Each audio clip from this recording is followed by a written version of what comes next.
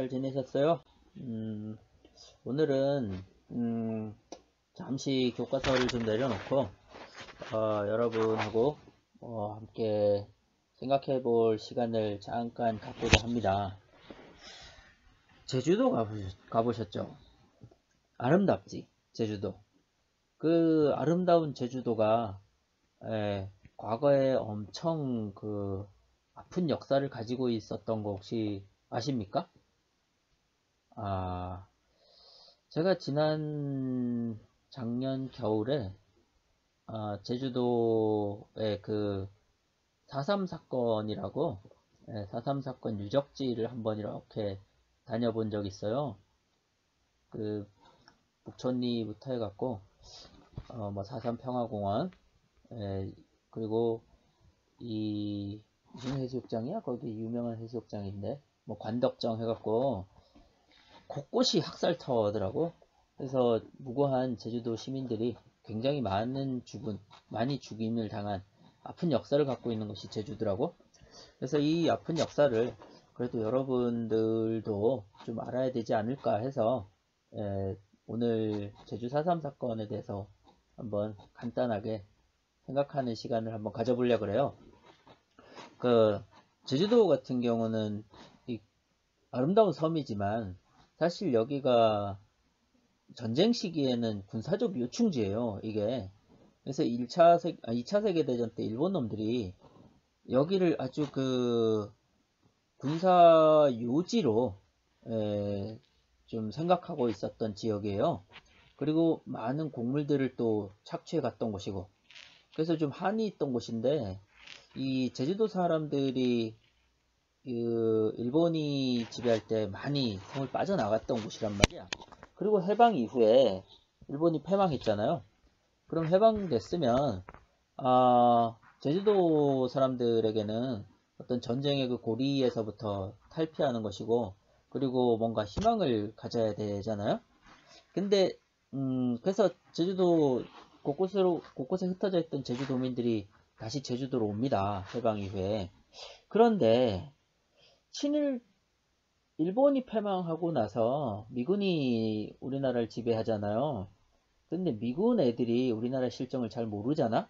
그러니까 그 일본이 해방됐음에도 불구하고 뭐 정부 요직이라든가 아니면은 그 경찰 이런데 친일 일제 시기에 일본에 부역했던 그런 그 친일 잔재들 있죠.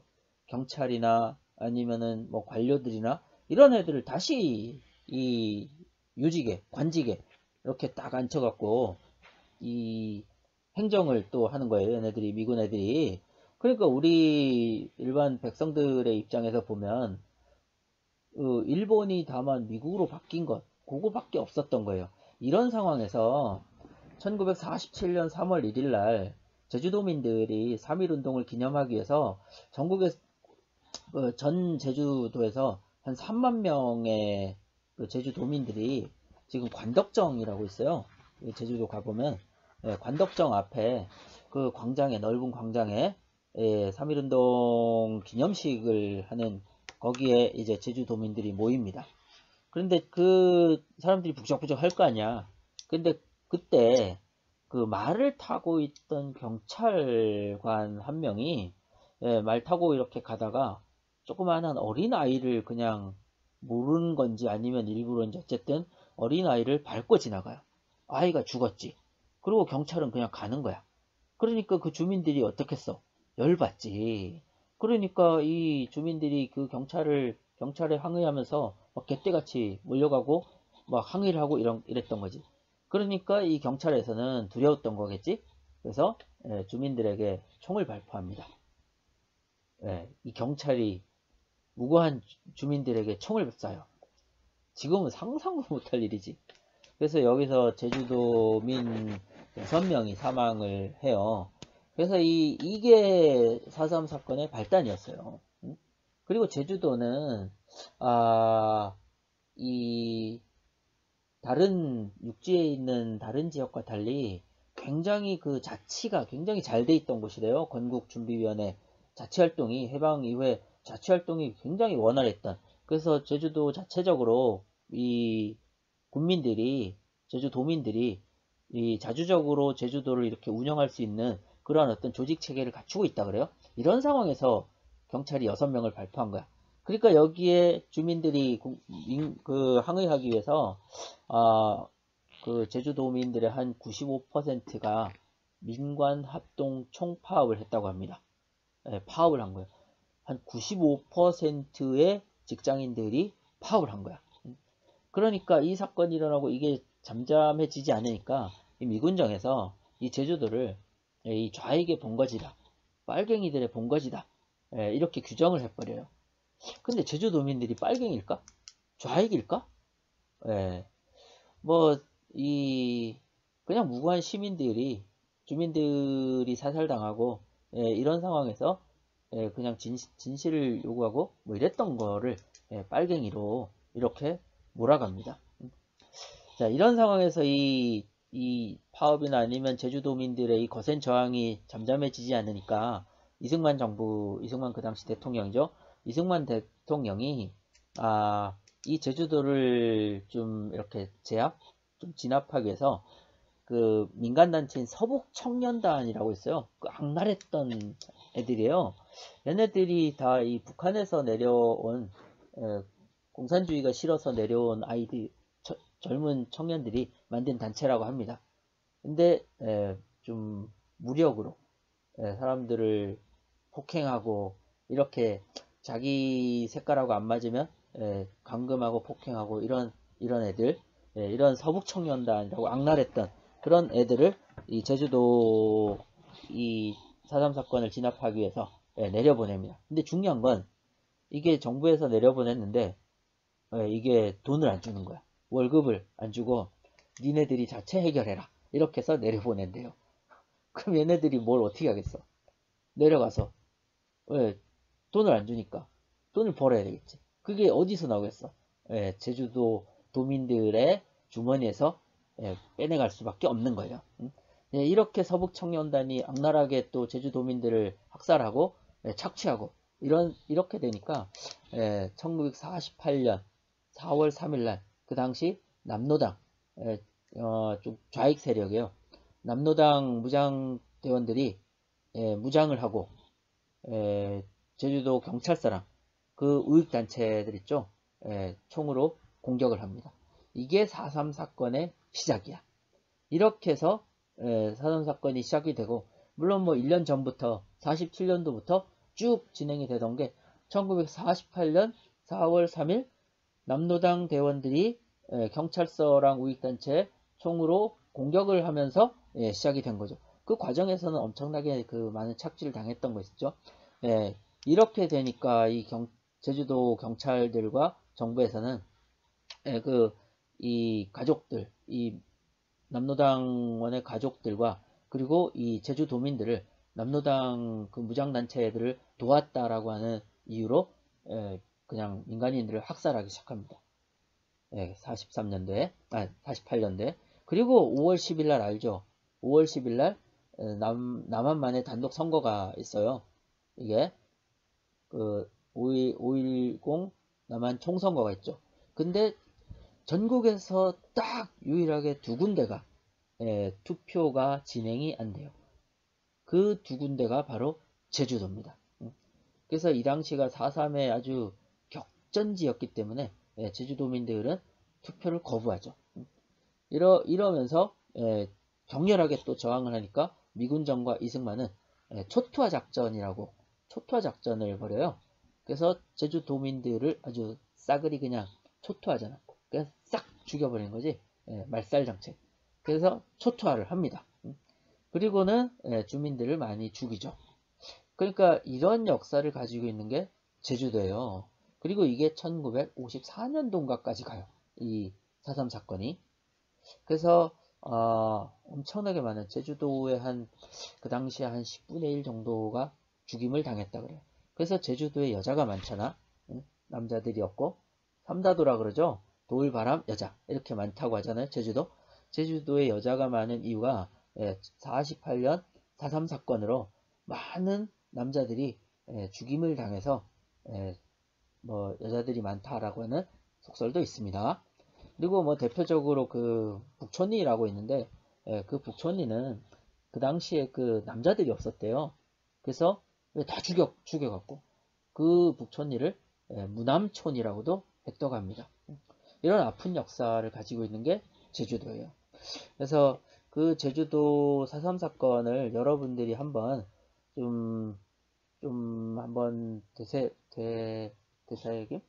한번 좀 4.3 사건이 왜 일어났는지 4.3 사건. 근데 아직도 이 4.3 사건은 해결이 안 됐거든.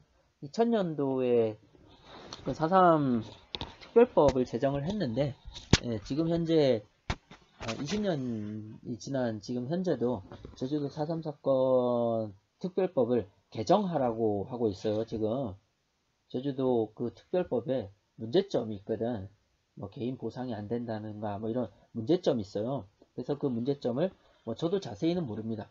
이 뭐야 좀저저저 개정하라고 지금 많이 요구하고 있거든요.